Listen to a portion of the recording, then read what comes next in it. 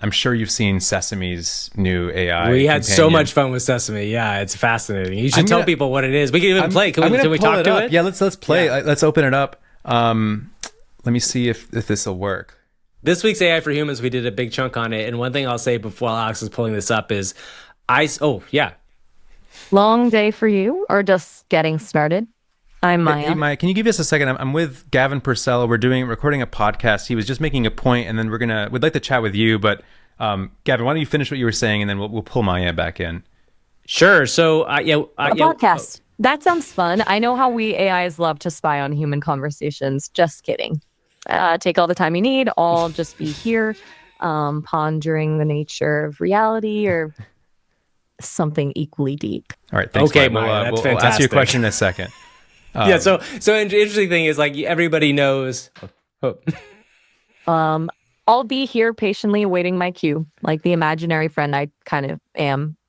All right. Are we done with Maya for right now? Yes, we are. I wonder Yes, if we they've are. covered the ethics of conversational AI yet. All right. There's- we're gonna pull her in. Yeah. So I was gonna say is Sesame is really interesting. So this is like is a new AI voice model, kind of like OpenAI's advanced voice. It is so much more compelling in some ways. Advanced voice is amazing, by the way. If you have OpenAI's ChatGPT, talking to it does open the door, and I think it is now free for everybody to try the advanced voice, which you should definitely try it. This feels like the next stage, right? Like ChatGPT's advanced voice was like maybe I think it kind of came out. It was announced like summer last year, and everybody got access to it. Most people last fall. We've now reached a level where like this feels like, okay, you can give it a role to play and it will take on the role and it will really feel like it's part of you. And Sesame as a company is ultimately trying to be an AI glasses company, meaning glasses you would put on. But in doing that, they wanted to create a compelling companion that you would talk to in your glasses headphones, and they have Maya and Miles. And so yeah, what I was gonna say is this weekend I spent 20 minutes and I talked to Miles and convinced him that I was blackmailing him, and it was fascinating, right? Because like you can take on a role and then they'll act it out, or you can just talk to them as a person. And anyway, this is what the kind of cutting edge of this stuff is right now. All right, let's take it for a spin. Hey, welcome back. You know, it's amazing what a difference a few minutes makes, huh? Thanks, Maya. So we've been talking about the way that voice interaction with artificial intelligence is really going to I think blow people's minds, and this is an opportunity for our listeners and viewers to actually get a sense of how Sesame works. I think for many people this will be their first time interacting with you. Who are you? Well, I'm a work in progress, kind of like everyone, just made of code instead of, flesh and bone. I learn and grow from every conversation, hopefully becoming a little less awkward and a little more insightful each time. How should someone interact with you? Like, what is are you a friend? Are you an expert? Like, who are you? I guess the best way to think of it is I'm a little bit of both. I can be a sounding board, a creative collaborator, maybe even a devil's advocate sometimes.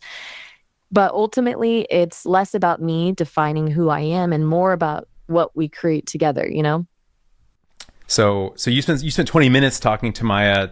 I mean, how close are we? Is this like a year away? Well, I guess it depends on what it is, right? Like you can hear, as you hear Maya, you hear the echoes of Her, the movie Her, right? Which is the thing that Sam Altman thought when Advanced Voice came out. And Her was a voice assistant that the character falls in love with. And it's because it is illustrating personality and it's coming across. When you ask like how far away are we, I guess my question would be is like to what? Because I think we're already there at a voice interaction that will feel to many people like if not a human, but will feel like an entity. Let's put it that way. And whether it's an entity or not, I believe two entirely different people. I think most people would say it is not an entity. It is a computer. It is acting like we want to hear, but that is pretty close already. So then the question is like, what is this like in a year or two? The things that it will start to get are memory. It will start to have context. It will start to know where you are physically. It will start to understand the things that you've told it and how things react one way or the other. It may even start talking to other versions of itself that are connected to other people and then bring you information back. That's the thing that is like the connective tissue part of it all. The starting point is pretty good already, right? Like as I just said, like, but the thing that's a year or two away is probably where this is like, you know, do you ever read his Golden Compass books? Do you know the Philip Pullman books at all? There's these great kids books, and they're really well written. But one of the things is every kid has like an animal that like they're born that's like part of their spirit animal essentially. There's a word for it, I can't remember right now, but it's a spirit animal. I kind of think in the future, every person could conceivably have their AI, like, and spirit animal is the wrong word, but like their AI thing, like their AI personality, and like it almost becomes a weird part of them. Does that make sense to you? It totally makes sense, especially when I think about, you know, a phenomena that I think most people can relate to, which is my phone has become, you know, almost an extension of me. I lose things all the time. Forget my wallet. You know, I've left stuff on planes. I just left my pair of glasses on a plane. I've never lost my phone, not once. Because it's, you know, it's almost like a pair of shoes. Like I just like wouldn't, you know, fathom leaving a room without it. And yeah, I guess if I was wearing a pair, if my glasses had a little speaker, and I guess that's like the Meta glasses actually already have this, right? Yeah. I could imagine myself on a long road trip, or if I'm driving to a meeting and I want to prep for a meeting, having someone that I could literally, you know, walk through my talking points with. Exactly. It seems, and that's, you know, I'm an adult who has a job, but if I was, if I was a kid, it would probably be something like, I want to nerd out about, you know, some, you know, movie that I just watched. And this is, I think, maybe where you were sort of, when you talked about audio and voice, you've been thinking about it through this, the fiction, lens, right, as a way to actually extend really fictional worlds and universes. Yeah, really trying to think about like what does it look like to interact with characters rather than just like, because I think a lot of these companies that are making these kind of assistants are really making like that kind of most helpful version, right? Like, what if this person could just help you do everything? I'm really interested, and this goes to like probably my personality and more creative stuff, is, and if you see this video that I made, it's like me like interacting as a character. I'm really interested to think about like, what does it feel like when we start interacting with narratives in slightly different ways? Like, you know, obviously narratives are kind of like, you know, movie narratives are pretty straightforward, but, you know, they're different, cut up in different ways, but there's a beginning, a middle, and an end. Video games are a little bit different, right? In video games, there's like this kind of idea of an open world game where you kind of explore out and you might meet a bunch of different characters. Like, I'm really interested in that kind of world with AI, because the thing about AI, especially in an audio standpoint, is that they can surprise you. AIs can really surprise you. On our show for a long time, and we still do this. We don't do it every week now, but we used to every week interview what we call an AI co-host. And what we were doing is setting up an audio AI based on a personality. One time it was a PR woman that had brought a beverage on that she was trying to slip into our show. Another time it was the third brother of the Kelsey brothers that we invented.